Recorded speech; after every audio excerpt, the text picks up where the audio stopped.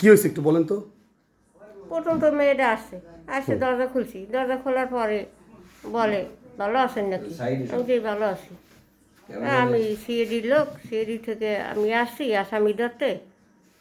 তা আমি তা তুমি কি ফাতেমা? আমি তাকে ঠিক পেয়েছি। তারপরে ও বললো হ্যাঁ আমি ফাতেমা।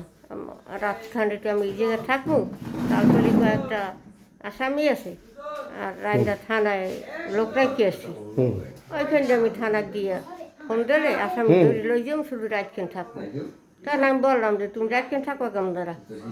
আমি তো কারণ আমার তো নাতিটা নিয়ে থাকি, তোমার রাখা তো সম্ভব না। আমি তো জানি সম্বন্ধে কত কিছুই। যাই হোক, আমি তাড়াতাড়ি আমি পাশের গাড়ির ওই যে বেলালের ওয়াইফের ডাক দিছি যে বউ এই ব্যাপার। পরে বেলালের আমাকে তার ছেলে ফেলে নেই এই জায়গায় বাবেলের খবর দিছি। বাবেল আসে দূরে বেলালের ফোন দিছি, হুজুরের ফোন দিছি, ওর মামারে। ওর মামা তার নামাজে মনে হয় ছিল। এরপরে ওর মামা ফোন দিয়ে বললো যে আপনারা দেখেন কী করতে পারেন এই আর কি।